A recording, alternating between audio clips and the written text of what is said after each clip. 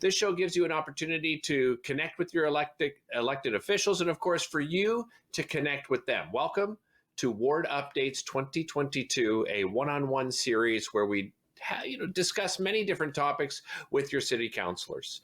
These are topics and, of course, important issues for yourself, for your family, for your neighbors. And my guest today is Diane Deans, city councillor for Gloucester-Southgate, and, of course, also running for mayor in the next election in October 2022. Diane, welcome to the show. And I just want to start off by asking you, on a personal level, how have you been dealing with the pandemic? How are things with you and your family?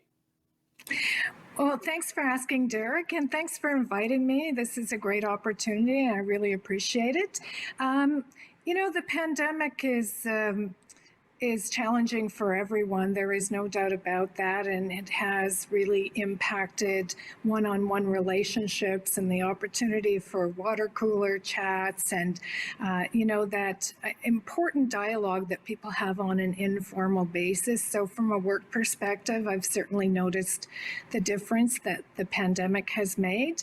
My family and I have actually been doing extremely well. We're grateful that we've had each other through these many, many months. And by and large, we've all stayed healthy. None of my immediate family have contacted COVID. In fact, all of us have really isolated. And so we're looking forward to returning someday soon to some semblance of normal, but we realize that the world has changed around us, and probably the normal that we knew pre-pandemic will not be the new normal after. So life goes on, and I think we have really made the best of it. I've tried to be very present to my constituents and help whenever, wherever I can, and I will continue to do so. Diane, how has it affected the way that you communicate with your constituents? Well, quite dramatically. I mean, there are times when, I've noticed I've noticed a lot more members of the public have struggled through this pandemic than in the past. And, I have received phone calls from constituents that have really felt a need to meet in person. And so I have met them in person when they have needed to do so. Almost all of our meetings, though, have gone virtually online. I have a meeting today, for example, this evening that will be online, as most of our meetings are. And I think that by and large, we've all adopted to technology and to our new reality that we do a lot more virtually than we have in the past. But the important work of the city has to continue. And so, we're all making the best of the situation that we can. I know many of my constituents are very concerned about their health and well-being.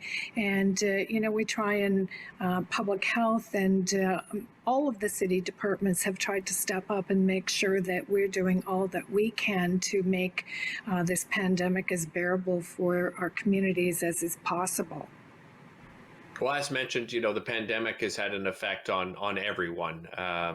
I just, I look at it and I see there's a lot of positive things and a lot of success stories that have happened as well. And that seems to happen sometimes during difficult times in our history and in life. Have you seen within your ward any positive stories and success stories that you could share with us? Yeah, I don't know how many I can share. I mean, there's been some private stories that I don't feel that I should share. I do know that, for example, our local pharmacist has really stepped up and helped a lot of people that have been having trouble getting vaccines.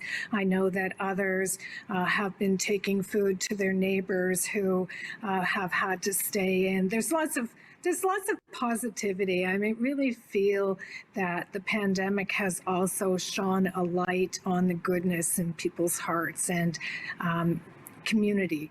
And really, we don't dance alone on this earth. We are all in the same space, and I think the pandemic has really made it real for all of us that we need to help each other. And I think a lot of the community have been doing that. I know people that are in elderly people need help shoveling their driveways, and people are stepping up and helping through this long winter. And yeah, there's lots of goodness in people's hearts for sure. What are you hearing from the business community in your ward, Councillor Deans? Yeah, I talked to a lot of the business owners. I can tell you the small businesses, it's a real concern. They've struggled. This has gone on a long time. And just when things seem to open up again, then they seem to close again. And, there's been limits on attendance, and varying businesses have been impacted differently. And, just financially, it's been a stress. Having enough employees to continue offering services has been very challenging. I don't think I could have imagined in my lifetime a period in our history that would be so challenging for so many businesses. And when I move around my ward in various areas and I see closures of businesses that have been there for a long time, it's very troubling to me. And it makes us all wonder what the future is going to be. I mean, for me and my family, we've resolved wherever and whenever possible to shop locally, to support our local stores and our local vendors and the businesses that have supported us for a very long time. And I think we all need to continue doing that to try and get them past the finish line in this very long pandemic. I mentioned, you're going to be running for mayor, but we still have time left in this term until the election in October. So what are some of the goals you have for Gloucester-Southgate in this final term? Yeah, I have proudly represented this constituency. I'm in my 28th year. It feels a lot like home to me. I know the people here and very well. I really appreciate the diversity of the community that I represent. People in Gloucester-Southgate ward are my friends. They've been my friends for such a very long time, and I'm so very attached to them. I keep in touch with a lot of people, which is amazing, but people send me messages and cards and all kinds of information all the time. And it's a close relationship that we have. And, I want to leave this ward in very good hands. And whoever the next councillor for Gloucester-Southgate ward is, I'm certainly going to help them in any way I can, get up to speed on the varying issues and understand the people and the concerns of the people that live in this South End community. I will do all that I can to help to make sure that the transition to a new member of council is as smooth as possible. And like every ward, we have our share of significant issues that will probably, some of them, carry on beyond the next election. And so, I will certainly brief the new councillor when that happens on the issues of the day and try and make sure that it's as seamless to the community as possible. Well, specific to your ward, what are some of those significant issues that you will be discussing and that you will help pass along to the next councillor?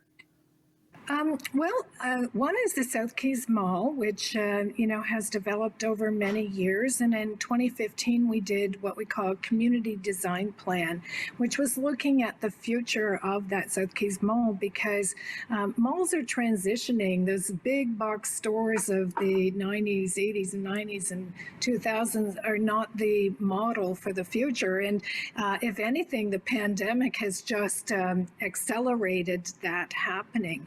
But we were anticipating that back in 2015 and working to create a new vision for the South Keys Mall in the future. And because we have 2 transit stations at the South Keys Mall, both Greenboro at the north end of the mall and South Keys Station at the south end of the mall, the vision was basically a transit-oriented development community with mixed use between housing and retail. And we're starting to see that come to fruition now. So we have had the first application just recently. It's going to Planning Committee, I believe, in March. The first application for 2 towers and a podium in the middle that will have, the towers are for residential and the podium in the middle is commercial uses. It's very close to the South Keys end of the mall, the South Keys Transit Station. And, it signals the change that is coming behind it.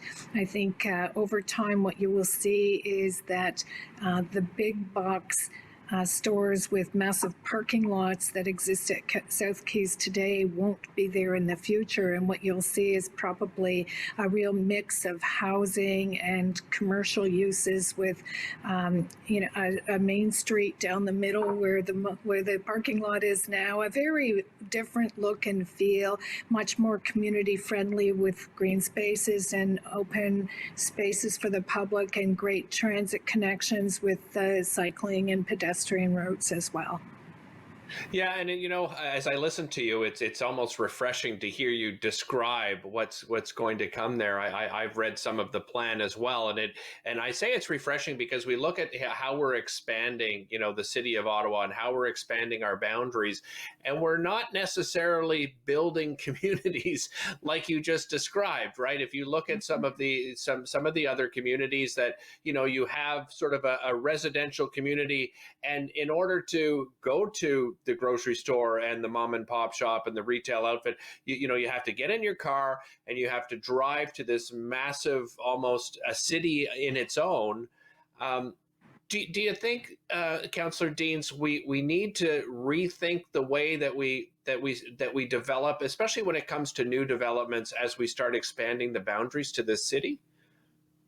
Yeah, our whole official plan speaks to that. It speaks to a significant portion of future development being intensification. A site like the massive site like the South Keys Mall site is perfect for intensification with a broad range of residential uses from, single-family dwelling units to towns to walk-ups to towers. I think that we should see housing for everyone, both rental housing and other forms, mixed forms of housing. I think you will see that at the South Keys Mall, but intensification is an important principle in our official planning documents. We can't just keep sprawling. It's not sustainable. We're in a climate emergency, and we need to recognize that the services inside the Greenbelt are very valuable, and we should be maximizing those as opposed to sprawling out onto our farmlands on the perimeters of the city where it's much more expensive to develop. You mentioned affordable housing. I wonder what kind of responsibility the City of Ottawa should have. When you look at the budget for the City of Ottawa, which is quite significant, over $4 billion and something, 17 million going to affordable housing. What is that money going to be used for? Because isn't the onus necessarily on the city making sure we put in the regulations so that we force developers into actually building affordable housing and making these mixed communities? Yeah, we have a housing crisis, and at all levels on the spectrum, from people that don't have a place to live, that are looking for short-term accommodation, for people that need housing with supports in order to be able to live independently in the community, to people that are in need of an affordable unit, to some people who would like to see future home ownership and because of today's conditions just can't get into the home ownership market.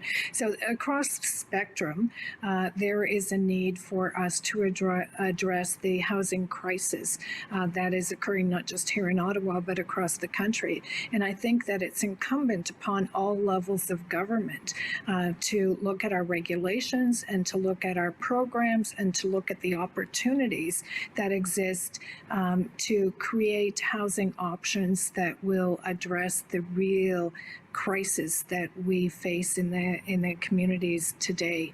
And Mayor Watson recently said, after speaking with the Big Cities Mayor's Caucus, that the focus should be on the affordable end of the spectrum. I agree with that.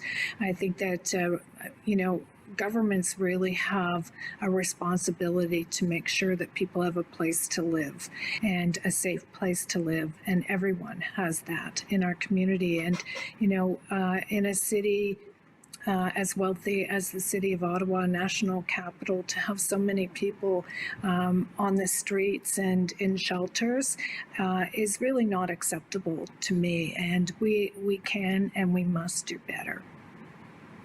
Something else that you're passionate about, you've been a fierce critic, especially when it comes to Mayor Watson, and that is public transit and the LRT system. Certainly, I know that you're happy to see that, there's an inquiry going on, but I also look at, let's talk about, the three things that need to happen for people to use transit here in any, not just here in Ottawa, but in any city, and that's, affordability, reliability, and convenience. And we've certainly struggled with that with the LRT, and now we see a 2.5% fare hike, and there's been a lot of criticism for that, because we've got to get people back using our public transit system. They now have, even outside of the pandemic, if we were back to normal, you still have people that now have new habits, and those new habits are perhaps their car, and it's hard to get them out of that. Should we be creating more incentives to get people back on public? I shouldn't say more incentive. Should we be creating some kind of incentive to get people back on public transit? Well, I think we have to. We have invested billions of dollars in our light rapid transit system, and no one could have planned the pandemic, or maybe we could have or should have, but it's water under the bridge. A pandemic happened, and that has certainly impacted, but it's not the only impact. The other impact was purchasing a system that has not worked properly since day one.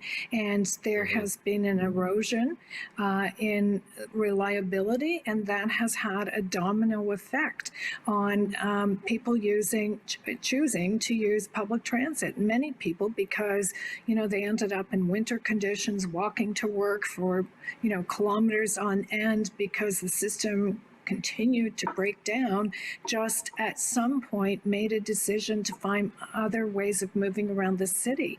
And, the kind of numbers that we're showing now are just unacceptable, especially when you consider the investments that we've made and you consider the climate emergency that we find ourselves in. I mean, public transit is a best practice, and we should be doing all in our power to encourage people to use public transit as their main form of transportation around the city. So I'm not at all in agreement with increasing transit fares at a time when transit ridership is so low.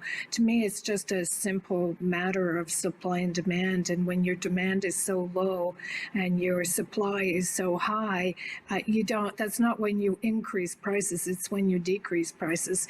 And we just haven't been able to do that. And our financial staff have said, well, it's our long-range financial planning document. Our whole model was that there would be increases.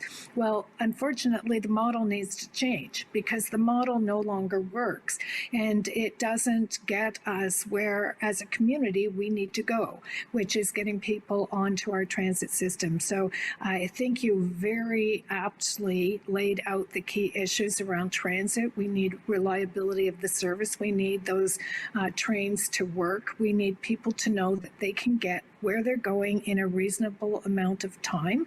And it has to be easier than other forms of transportation, or they're not going to go back. And it also has to be affordable. There has to be a financial proposition that works for them as an incentive. So for me, City Council has said that we want to see a new financial model that will look to at least freeze those fares and not continue to increase them year over year. I think we really have to look at what more we can do to encourage ridership. But of course, getting those trains running reliable is job one, and getting the new system that runs through my ward to the south end of the city up and running is important. That system is also delayed. It's just been one thing after another. It's as a former chair of the Transit Commission and someone who, as you probably recall, asked a lot of tough questions when we were awarding those contracts on stage 2.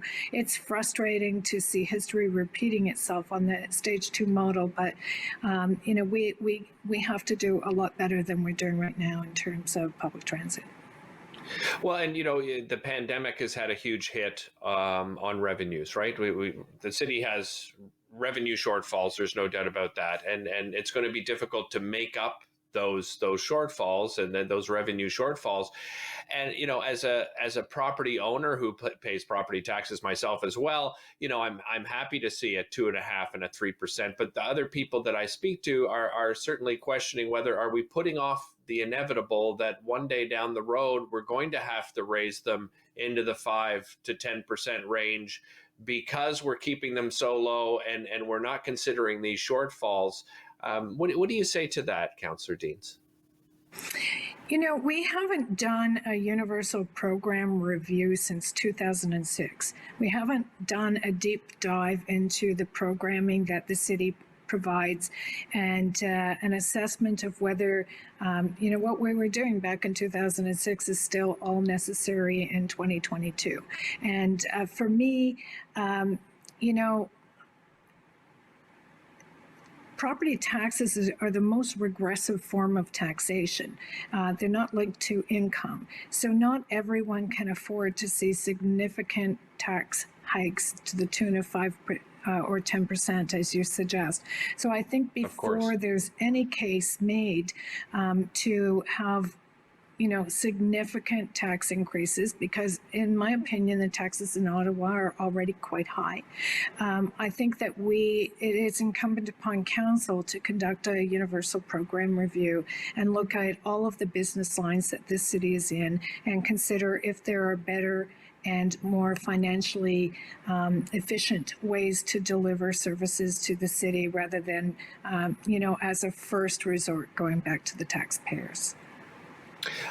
You mentioned, you're one of the longest serving councillors. I believe you said 28 years now serving, and this is, I think, even pre-amalgamation, right? That would be back in 1994. So you've been around since pre-amalgamation. Why the decision to run for mayor now, Councillor Deans? Well, it's a great question. I have pondered it many times. I think people know that over the years. The time never seemed quite right, and for a variety of reasons, I made the choice not to do it, and it's been something that people have asked me many times to do, and so many people in the last couple of years, especially in light of all of the struggles and trials that this particular council has faced, people have felt that we needed a change, but also, the city is extremely complex now, and the issues, it takes a wealth of knowledge and understanding to be able to advance a proper agenda. And so people were really reaching out to me saying, will you consider running for mayor in 2022? And I had given it a lot of thought, and I just think for me, the timing is absolutely right. I had a health crisis, a serious health crisis back in 2019 of my own. And, I'll tell you one thing about having a serious illness. It really focuses your mind on the reality that none of us are going to live with forever. And so, we only have a certain amount of time to make our mark on the communities that we care about.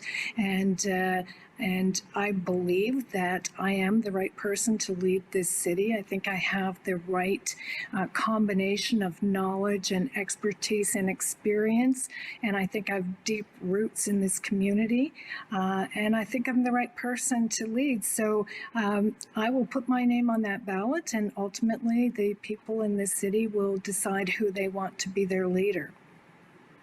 Councillor Deans, how do you plan then to involve residents in the decision-making process? I think it has gotten better over the years. It was certainly archaic for many, many years, but you know, as a councillor, even now, regardless of becoming mayor, how do you get more people involved in that decision-making process? You know, that's a great question, Derick, and something, I'm the chair of the Police Services Board, and something, because people are so very interested in policing now and, change in policing, that the community has been asking for a lot more interaction in terms of decisions around the future of policing. So something that we have really wrestled with at the Police Services Board, and we actually hired a company called PACE to assist us in looking in how we can more meaningfully engage the community so that the services and the direction that we're taking at police reflect the community that we serve.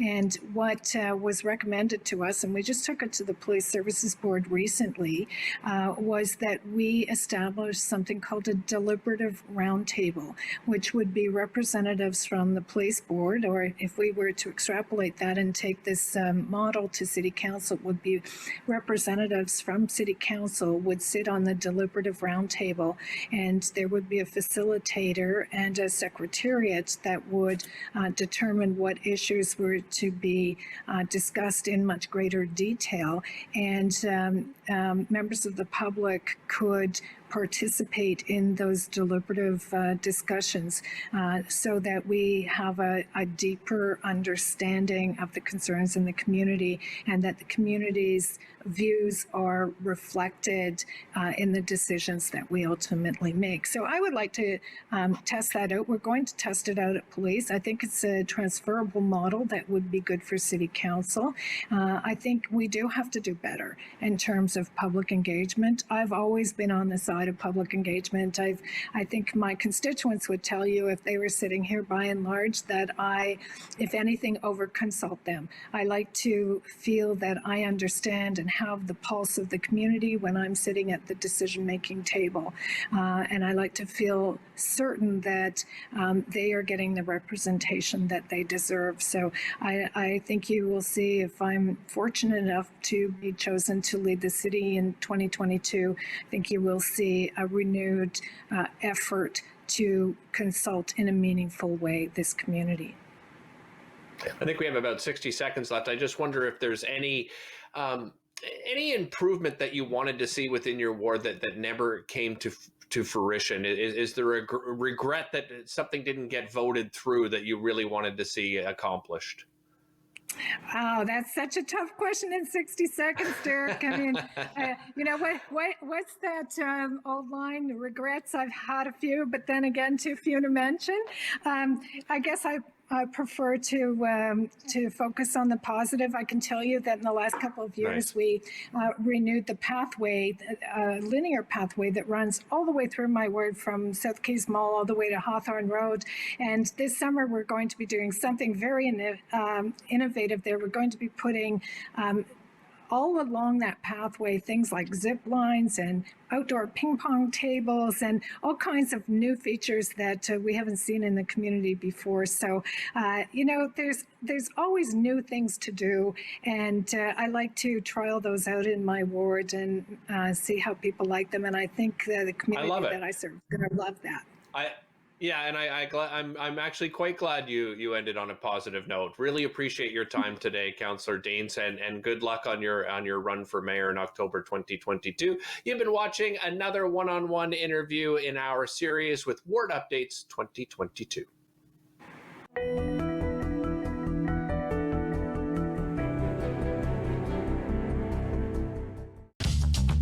This program is brought to you by Ignite TV.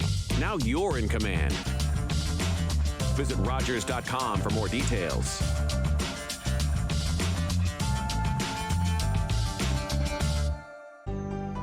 call the Rogers TV viewer response line, email us, or connect with us on social media.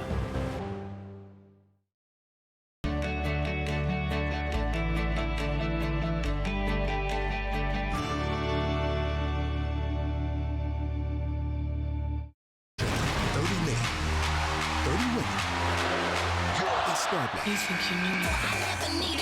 With a lot of this. Over the top rope, feet hit the floor, you're eliminated. And this.